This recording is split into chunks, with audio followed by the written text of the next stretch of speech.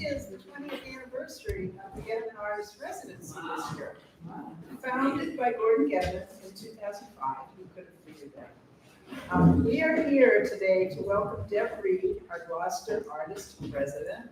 Julie Cohan is the point person for this program with Deb, and she will introduce Deb in a minute, as soon as I just give you a few words about the residency.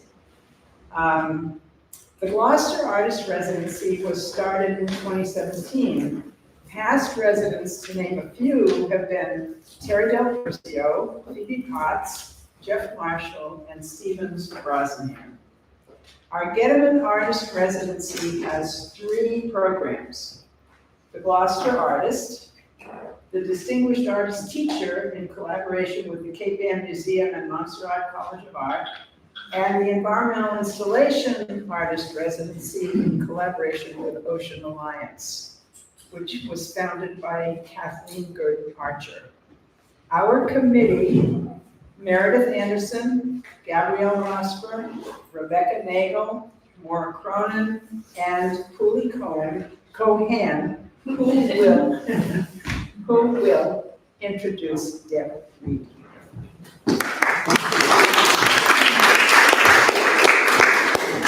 Wow. It's such a pleasure to introduce Deb. Anyways, I just want to start with, in 2022, my husband and I rented the apartment above the Goeteman Gallery, next to the old gallery that John Nestor used to use as a studio and home. It had been for sale for, actually it was the second year for sale. And I was looking at it and I was saying, wow, this would like make a great Italian restaurant, wouldn't it? And I was trying to talk Bob into a new venture, you know. And I said, look at the beautiful fixtures and the wrought iron and the charm of it. It's uninhabitable in the basement because it floods, like we were getting flooded that year 3 times. And I thought, you know, we've got to make sure that the right person, you know, moves in. We got to get someone who has like spirit and knows really what Rocky Neck is about. So of course we did the usual. We cast a spell to make sure that happened. And anyway, we asked for basically innovative spirits and seaside staffing. All right, that was what we was cast. And then it was, lo and behold, fulfilled. It worked because a newlywed couple appeared, a seasoned sea captain, and a very free-spirited collaborative artist. It was my dream come true. So in the summer of 23, Deb in fact christened the gallery Rag. And I never really paid attention to the name for almost a whole year until she, I think someone else asked it, but she said it means radical act of generosity. And most people think, oh God, she wants to give away our art, like we don't get paid enough, wham, wham, wham. And so the bag is actually just an envelope. It's here to explore what really art is. I mean, why do we create? What do we create? Why are we creating? And who can create? Who's allowed to create? Because the Rocky Neck spirit developed because, you know, at the time there was a lot of divide about, you know, jury shows and non-jury shows. So the Rocky Neck Art Colony, our group it always had non-jury. It historically, I think, had non-jury shows. We wanted to bring up free spirit into the art world, and it was the birthplace of American art in Rocky Neck. Anyway, back to Deb and her spirit. She is going to kind of spend the whole month really investigating. She started as soon as we invited her to be the artist recipient, you know, exactly exploring what is art and is it an art of generosity? I mean, because it comes from our soul. She has explored in her work, she uses ink, paint, trash, feathers, canvas, tar, sand, old clothes, used furniture. I mean, everything to Deb is a canvas. There'll be shoes there, there'll be boards, there'll be bricks, bodies, whatever she has to do. They'll be using string, whatever kind of medium. So whether she's offering you guys a crayon or a hamburger or just doing yoga, it always flows with enthusiasm and a true spirit of generosity. And she has brought so much life to a corner that really desperately needed it. Not that we needed it, but we needed that continued spirit. And I couldn't be more proud to introduce Deb to us. And of course,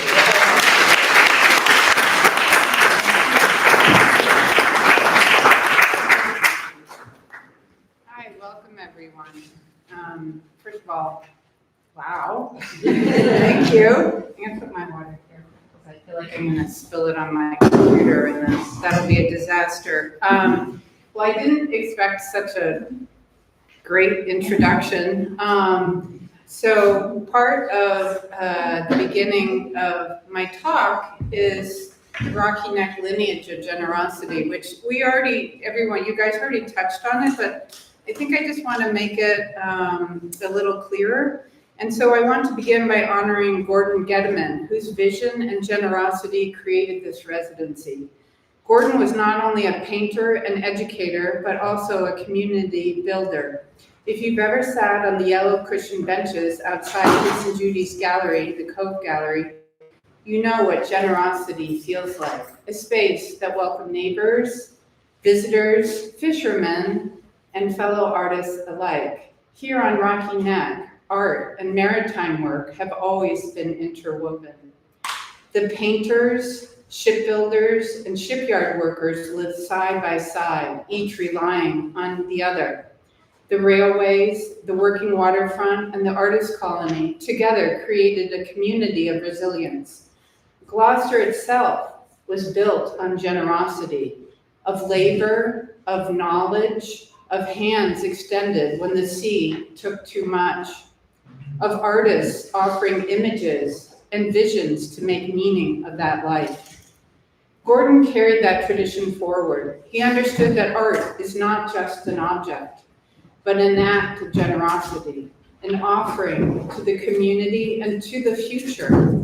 He built structures like this residency so that artists might continue to create, question, and contribute.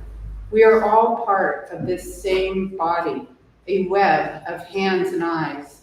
The artists, the shipbuilders, the teachers, the neighbors, all working together to hold one another up. Gordon's legacy is a reminder that love, community, and generosity are reasons for living and reasons for making art.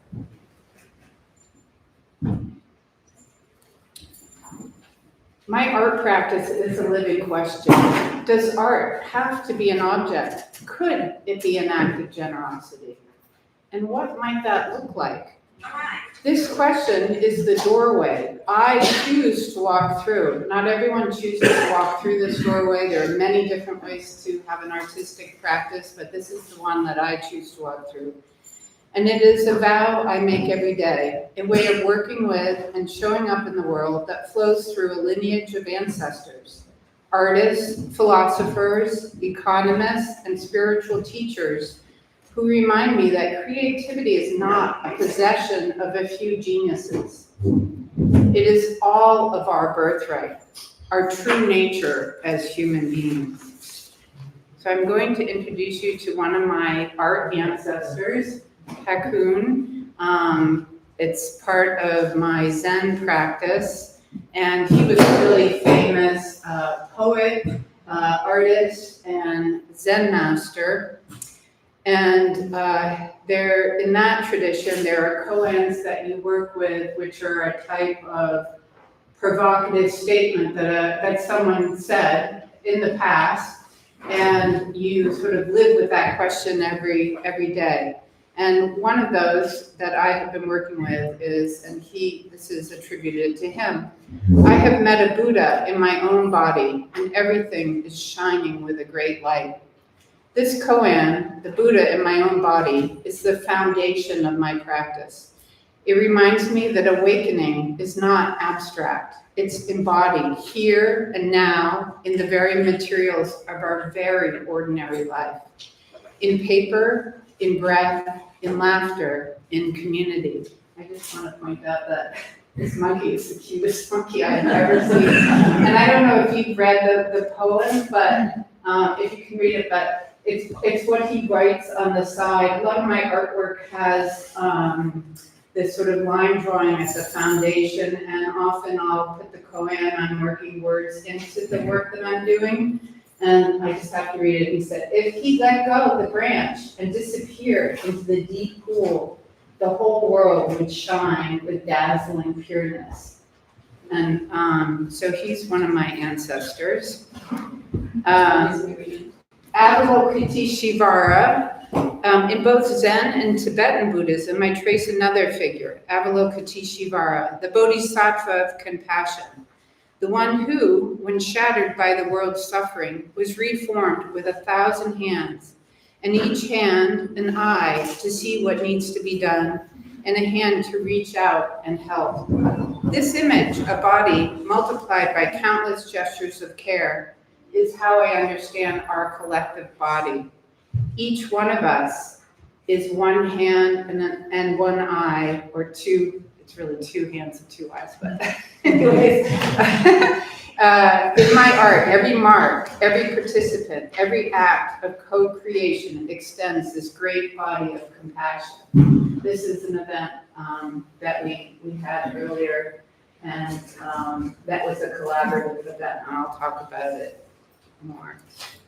Another ancestor I think of is Hilma af Klint. She made art not for sale, but for spirit. Works meant to serve awakening, not the market. Her courage reminds me that art can be a spiritual technology.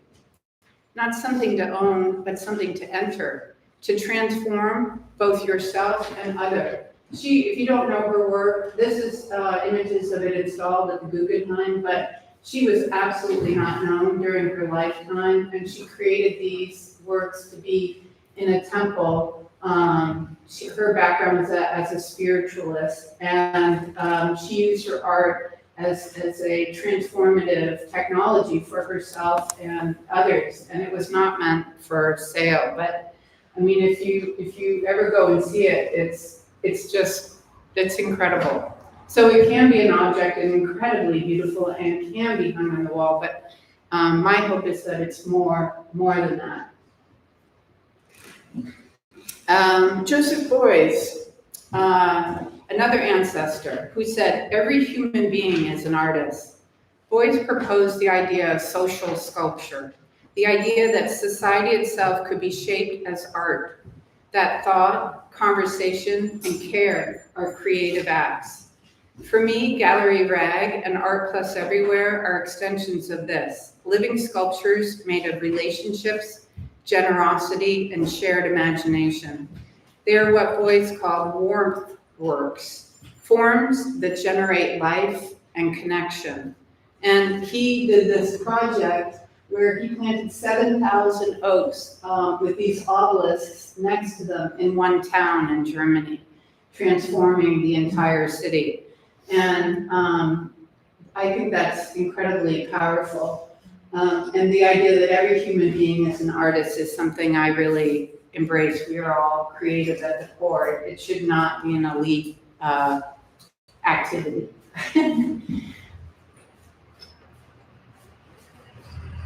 George Bataille, in his book, The Accursed Share. Bataille reminds us that the world is not built on scarcity. It is built actually on excess. Every system produces more energy, more life than it can use. That surplus must be spent through ritual, art, love, laughter, or it will erupt destructively. So I ask, what if art is the way that we spend our excess beautifully? What if generosity is not a luxury, but necessity? And this is one of my other favorite artists, David Byrne, who went to my alma mater, RISD, and then later became very famous for the Talking Heads, but he's an incredible person. And I just like he made this big page that says, yes. And I'm always saying it's an improv statement.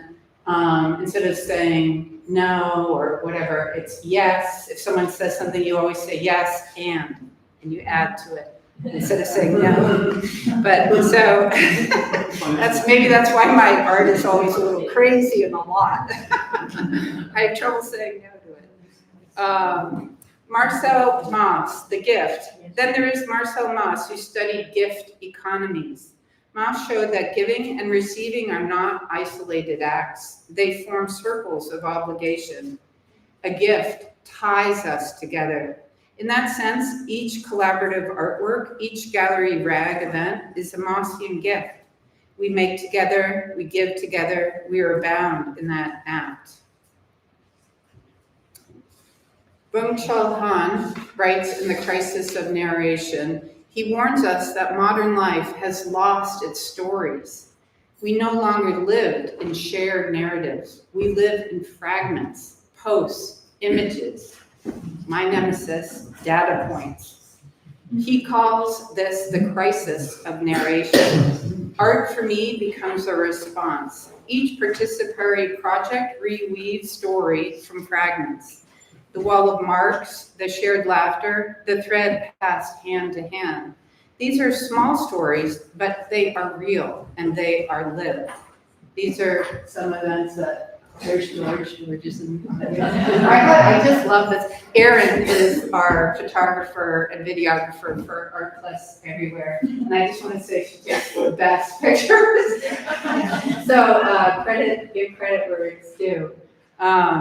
And we always have an event outside for fundraising, and we have a street party, and this neighborhood is so great, and our neighbors let us have, use their space to put the band, and cars don't mind when we drive through, and this community, this neighborhood is just incredible that way, and I'm so grateful for it. So now we move on. Art+Everywhere and Gallery Rag. Art+Everywhere is a foundation that was started very small, with a very small idea. It was started to create a direct funnel to exhibition spaces and work opportunities. My art partner, who I serve with, is Tracy Hayes. She was not able to make it here today. We were awarded an innovation grant from Lesley University to set up a pilot program of rotating exhibitions on campus. From this small seed of $1,000 and the support of so many people and institutions, we've become a global foundation in only our third year of operations, offering grant money to 4 recipients each year, paid global residencies, curation and exhibition opportunities, virtual critique communities, publishing and magazine creation, as well as fellowships at prestigious institutions like Mass MoCA. And we call this venture capital for the arts. Small amounts of funding that act as catalysts, seeding bold experiments with the potential to grow into lasting infrastructures of generosity. And our innovation, I just want to say that the reason why this organization just sort of took off is because of it was just this tiny idea, and that's why we call it seed money, and venture capital is a really tiny, crazy idea. And because people really wanted it and needed it, it sort of is just working on its own. I mean, it's not any one person's possession. It was just an idea about generosity. Our 3 innovation grant winners this year is Lori Vossel from Norway, and she's starting the Boathouse in Norway. This residency is the beginning of a global residency program that's going to link Norway, Gloucester, Gallery Rag, Arkansas, and hopefully also Kenya. We are working on that. And next summer we'll have our first, Lori will be here for 3 weeks. Megan Bailey was awarded, Megan Bailey was rewarded the unresidency at UMass Boston. And she's partnering with UMass, she works there, and she is opened up the archives to artists, and they are creating an exploration of the archives at UMass and bringing out things for exhibition, creating works with that. It's ongoing now. And what I love about that is that Art+Everywhere is now partnering with a major institution and opening up archives. Laura Espenson, who is also our superstar admin director of Art+Everywhere, who keeps us all organized. She was given a grant for the Desert Biennale project, and this is incredible. She's organized, I think it's 200 artists, and they're going to do an outdoor Biennale project in Las Vegas with sculpture in the desert. And she's 28. I mean, you know, whoa. So together, these projects alongside the Mass Smoker Retreat, which this is, these are just some other, there's my art partner, Tracy, who couldn't be here. We also have international virtual critique communities, the magazine, fellowships at Mass MoCA, and we'll be expanding Gallery Rag. We'll be having one open in Vermont and one open in Nevada. And this is a project that we did that partnered with Mass MoCA and Clark University. And we had an exhibition, we had performances. One of my hats that I designed. You see a lot of people like this hat, that they're not like this hat seems to be in a lot of pictures. Belle Hooks, who's doing this performance up there at Mass MoCA, she had a residency at Gallery Rag, and together with her dance partners developed this performance. It's gone on to be performed all sorts of places, and she needed a space that she could make a mess, because she uses charcoal in that. They're covered in charcoal when they're finished. It's incredible. We did workshops. We raised over $8,000 for Art+Everywhere, and I mean, it just was an incredible event. This is just to highlight my thinking about art that can be an act of generosity, is creating these sort of like collective fields.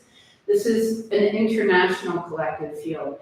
This is the Norway, this is Lori, this is some work that she does. She has just recently done with these giant floating discs made of porcelain, and she'll be bringing that here to Gloucester, and it'll be wild to see what she does. She has dancers performing on them. That Chuck Davis is our Arkansas connection. He's on the board. He came here for a residency, and then there's Gallery Rag, which hopefully you guys know. And then this is Gallery Rag, which, let's see if this should play. Yeah. So we have, these are from some events that we have. And what I'm so proud about Gallery Rag is that we've, in the past 3 years, it's been open in 3 years, we've hosted 27 exhibitions and performances, giving opportunities for our community to do experimental curations, performances, and exhibitions. We emphasize collaboration, innovation, and cross-disciplinary thinking. All events are open to the public, and we hope that it drives dialogue, intellectual curiosity, and shared experiences. So our goal at the Gallery Rag is not to sell art, not to have objects. Yes, we have objects and you can come in and look at them, but it's really for our artists and to be able to experiment and innovate and try different things that a traditional gallery might not give you space to try, or they'd be like, well, we want to make money or whatever. So we're not about that. We do all sorts of weird things. And we just let the artists do what they like. We also, it gives a lot of opportunities for people to curate shows and develop that for their, so it's also real world experience that they can put on their resume. They can put on their resume that they curated something.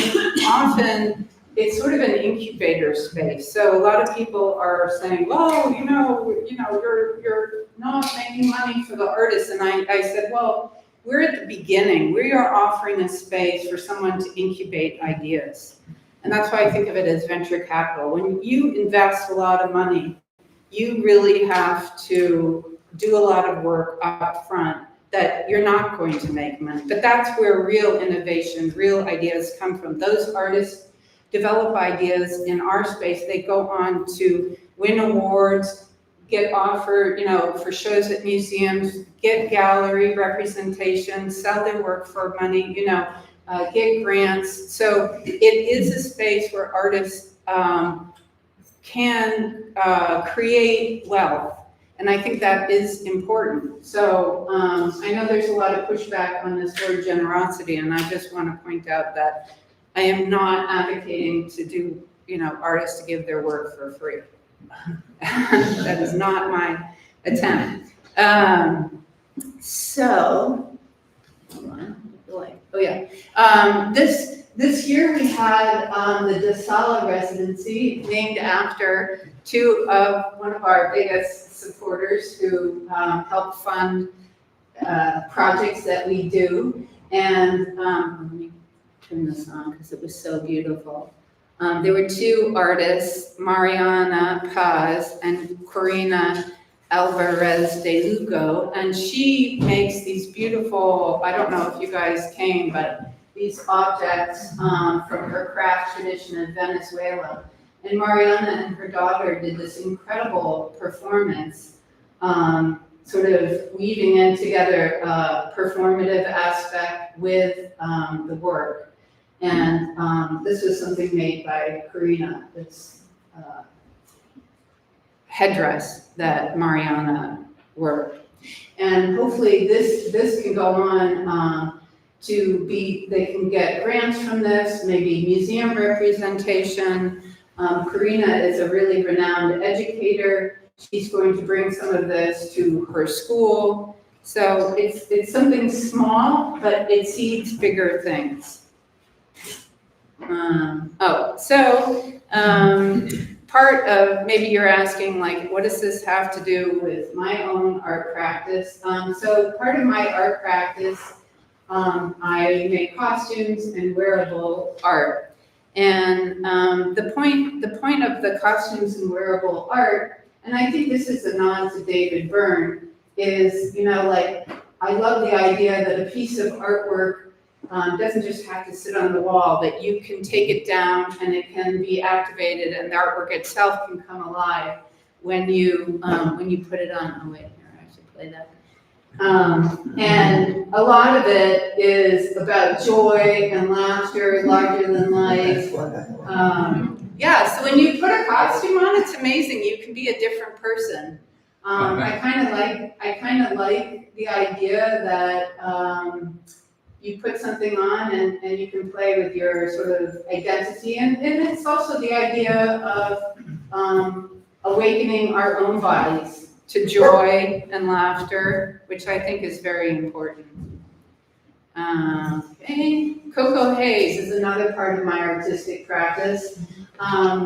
This Coco Haze is my art partner here is Tracy and myself. So it's an identity that it's our alter ego. We call her Coco Haze. And Coco, because when my kids were young, I had this alter ego that they called me Coco, because she was sort of very over the top, and so that's where Coco came, Haze, from Tracy's last name, Haze. And so Coco Haze, we do work together. And but we always invite in participation of other people as well. This summer we had an event, and Joel Iwatzritz, he's right here, he's this amazing poet, performer, artist. He came and read his incredible poetry. We invited people to paint and draw on the wall, so it was a collaboration. And afterwards we went upstairs and ate lots of food and had a great time. So Coco Haze reminds us that art doesn't have to be an individual activity. And this artwork is not precious. We take it down, we rip it down, we cut it up, we let people walk on it. We don't put it into the preserve of preciosity, which I always enjoy that. Procession is a movie I made with a group of friends, and we did this during COVID, and it was a bit of a guerrilla art installation. We went to the AOI Park Parkway Station and took over during COVID, when everyone was feeling very sad and not social, and we did this sort of theater of the absurd. In the middle, these are all my MFA pieces, and we burnt them. We set them alight digitally. We couldn't actually, I don't know if it shows up, but the filmmaker made it look like we're building a pyre at the end. And let's see, yeah. And we just had the best time. The people that were involved made costumes beforehand. And then the guards that were at the AOY station, they're whispering, were like joining in, and it was just great. People were standing around, and we didn't ask permission to do this. We just did it. So I come back now to Avalokiteshvara. Hold on, my notes are all out of. Wow. Now here we go. The Thousand Hands and Eyes. In Gloucester, in Rocky Neck, in every collaborator and audience member, I see those hands and eyes. Each artist, each neighbor, each visitor is part of this great body of compassion. We are Avalokiteshvara, remade again and again. For me, generosity is the doorway through which art becomes a path, a spiritual practice, a community practice, an economy of care. Through that doorway, I meet my ancestors, Mas, Batai, Han, Hilma of Clint, Boys, Hakun, Avalokiteshvara, and I meet you. Because generosity is only real when it passes between us. So I'll end not with a conclusion, but with a question. How do we, as a community, want to spend our surplus of creativity, care, and time? How do we turn it outward as gift, as story, as compassion? Maybe you don't want to buy our art to hang on your walls. That's okay. But maybe you have a space to offer, a story to share, a gesture of care. Artists need hands and eyes. Communities need hearts and stories. Together, we can co-create an economy, both social and spiritual, that enriches us all. And then my final slide, and these are David Burns' drawings, which I just love. It says, imagine opening the door, imagine rolling down the window. Very simple acts. And I just asked, how can you guys join the web of generosity? We can offer spaces for residencies, performances, or temporary exhibitions. They can happen in homes, studios, unused buildings, or waterfront spaces. We can seed a grant. Our innovation grants are $1,500 each, but $5 donated. But even if you don't want to donate any money, you can collaborate with us. At least, it's wonderful if you guys come to our events. The artists really appreciate it. It doesn't cost you anything. They really want to engage in dialogue with everyone. They want to hear about how you experience what they're doing. They want feedback. And, contemporary artists are really interested in talking about ideas. So they'd love to hear what you guys have to say. And that's it. So, but wait, I just want to say, I would love, before we finish and leave, and everyone's invited to come back to our house and eat and drink, because that's what we do. My husband loves to cook, and that's part of the fun. But I really would love to hear back from you guys now. You're sitting here, if you have any questions, if you have any ideas, has anyone been to Gallery Rag? What do you think? Jimmy? I have a question about where the 7,000 oak trees are. It's in Germany. I have to look up the city. I can't remember the city. Germany. It's a city in Germany. Cooley. I have a question.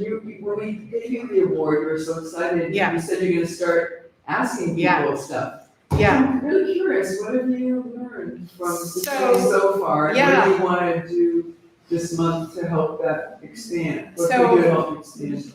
So part of my process is what I call deep listening.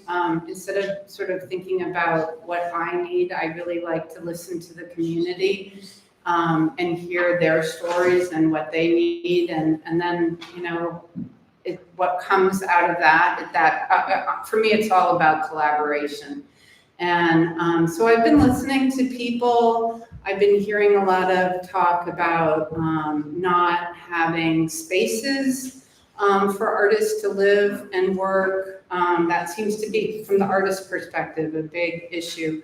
And I'm also really thinking about the lineage of plein air, because I am not a plein air painter, but this is the lineage. These are the ancestors that I'm stepping into. I'm thinking about maybe creating some pieces that step into that tradition. They wouldn't be. I've made work on 10 Pound Island using seaweed and salt water and ink.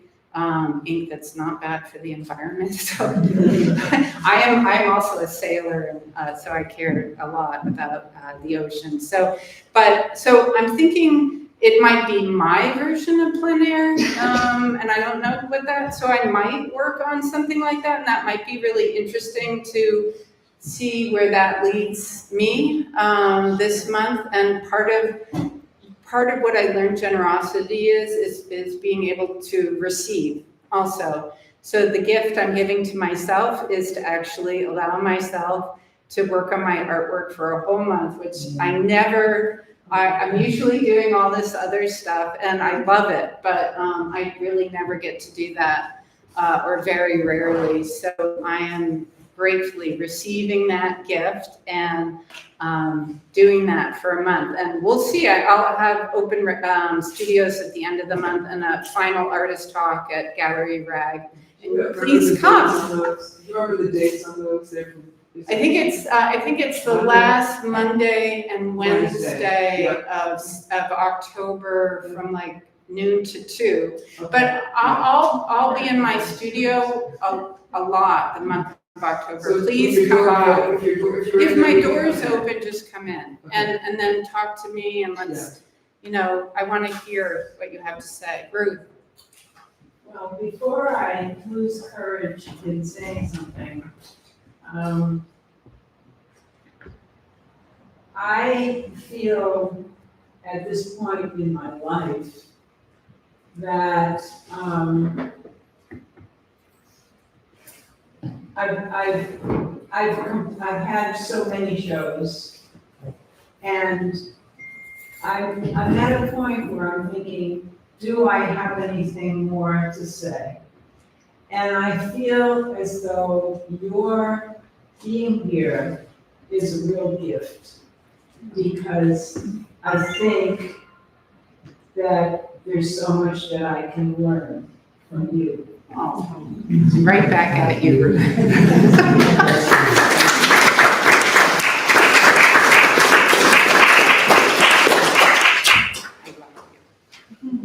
Anybody else? Wen Hao. So with the practice, I think Art+Everywhere was formed in 2000. I think it's like About 2000. 220. Oh, yeah, 220. I think somewhere around. So it's about 5 years, right? Not even 221 or something. Yeah. So with your practice, and then become part of your practice and benefited a lot from your way of thinking. And did you prove your theory to be Oh, right? Art. Well, yes. Well, what do you feel like you had this theory? Yeah, it was a question. Yeah, big question. Yeah. Do you stick to the same question? Yeah, because I think what it shows that generosity, it's not about, it's why I call it a doorway to walk through or a perspective. It's sort of a switch in your consciousness more about, and so like whenever anything comes up, I really have to think about it and try to filter it through this. And I think generosity is really about openness, being open and allowing space so that it's not filled up with yourself. It's not like I, me, my, whatever. I mean, that's artists. We're like, my work, I'm great, you know. It has to all be about me. Tell me how great my work is, you know. Pay me a lot of money for it. So yes, I was trained in that. Big egos and, you know, and it's just, it's not that that's wrong or bad to really, you know, work on your craft and want it to be really good and have people see it, appreciate it, and pay for it. And also, I worked as an interior designer. I love objects. I love beautiful things. So it's not trying to like say that's not okay. It's saying, let's expand the possibilities of what art can be. It can be so much more than just that. That's great, but I think it can be more. And what I found, instead of just concentrating on myself, by opening this door, this lens of generosity, I don't just get to enjoy my own practice. I'm enjoying like 50 other people's practice. And it's so fun and so exciting. And yes, sometimes it's a lot of work, but you know, it's so great. And it's why I talked about ancestors. It's not a new idea. It's not like some brilliant idea I came up with. Like, this has been going on forever, this idea.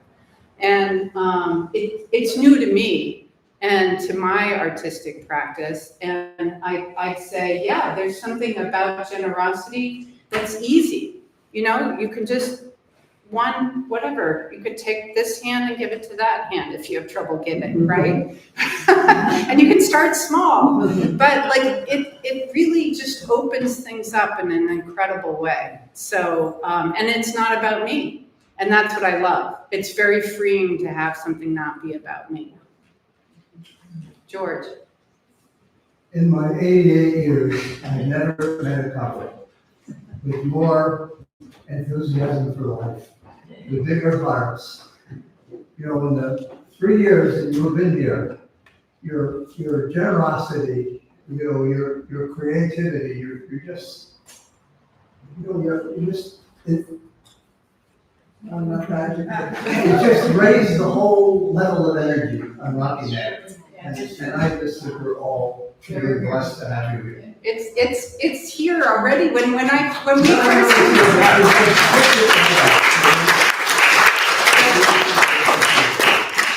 we moved to Rocky Neck, the first thing I said to Rick, I was like, oh my God, it's like a storybook here. It's like a magical place. It's crazy. I mean, it is magical. There's something really magical about this place, this energy. Right. And we're so honored. We just want to keep that tradition and that lineage alive. So thank you, George. So you're supercharging it. Thank you. Yeah, I would just like to add to what George said. You know, when the Nestor place went for sale, we were all like, oh my God, what are we gonna end up with, you know? And if the place had been renovated, it would have been up on 9-foot stilts, and oh my God, who's gonna do that? We're gonna lose the gallery, blah, blah. And like, you and Rick moving in has given so much of us hope and affirmation that amazing things can happen. Yeah. Because not only did you as people bring such good vibe and energy to the community, but the totally amazing, interesting, off-the-wall, weird, supercharged events you have every Thursday for the last 2 summers is mind-blowing to me, because it's stuff that I've never seen, most people I know have never seen, and it just is so eye-opening and expansive and appreciated, and it matters, so. Thank you. And the artists that come are so like thrilled to have a space and to be embraced by the community. You guys are so great. You come, you know, they're donate money, you like donate, you know, things for our silent auction. And, you know, that's what helps fund it, because we don't sell please buy objects from our gallery. I mean, they are for sale if you want, but it 100% goes to the artists or to the foundation. So whatever you do really helps all of this, and it's real economic benefit to the artists and hopefully to the community. We rent spaces at the accommodation, people, like the artists that we bring in, the people that we bring in actually spend money in the area as well. So, I'm trying to get over this idea that art's are frivolous. A lot of people are like, art, it's extra. It's not. It's like, it's real, and it can be an economic driver also.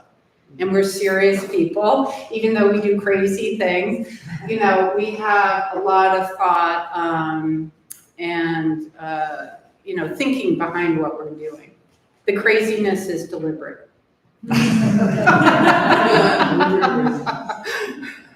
Anybody else? I have a question. Yeah. I'm a little confused about the residency. Yeah. But, I only read briefly Rick's invitation. Yeah. Are you moving across the street from us? No, Okay. no, they're just. Artists in residence, like you go stay. We're in changing Mansion the word. or- It used to be the Goeteman Art Residency, but now it's a grant, so it's called Yeah, GAL. okay. Even though we're just like that. Yeah, like, But it's the Goeteman Artist Grant. And that's why we need to do it, Ruth, because. Yeah, so I'm like, you're moving across the street from, oh my. No, they're just like we do. They give a grant. They've given me $1,000 to be able to do my artwork for a month, and so that is a gift. That is generosity. That's what I talked about. Gordon Goeteman, he had the same idea of creating these structures of generosity that go across time. I mean, he's passed away, but this is still a living thing, and I think that's important, and so it's not a new idea. But there are residencies where the kids come over from Germany and stay. So for Gallery Reg, we sponsored 2 residencies this summer.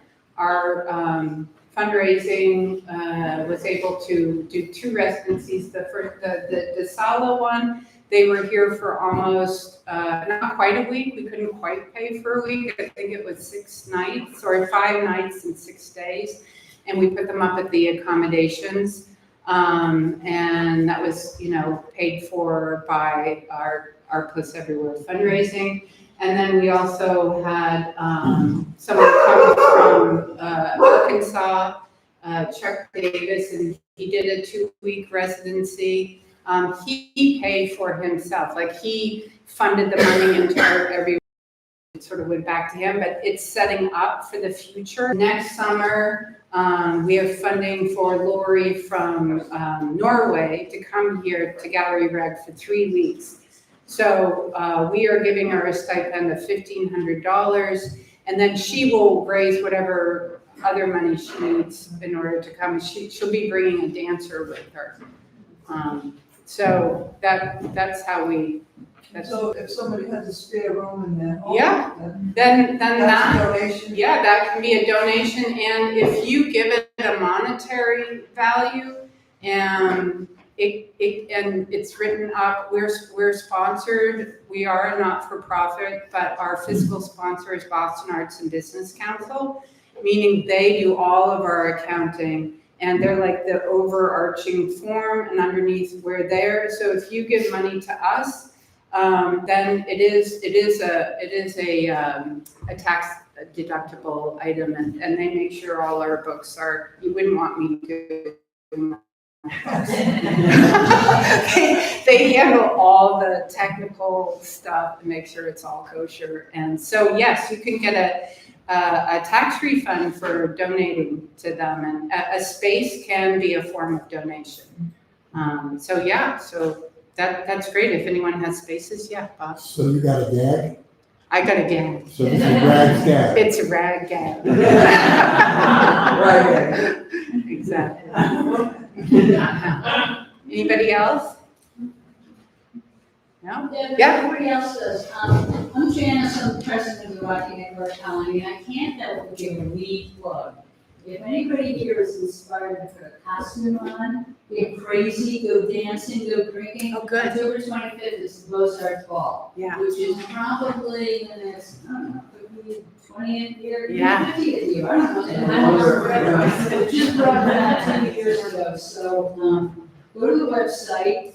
I just asked the webmaster to put a link up on the top. Maybe we don't have yet. And anyway, tickets right now for October. Yeah. And the poster was done like that. Oh. Recognize the colors. It's awesome. It's such a fun event. I encourage everyone to go, and it's such a great organization. And yeah, then you can wear weird costumes if you need one.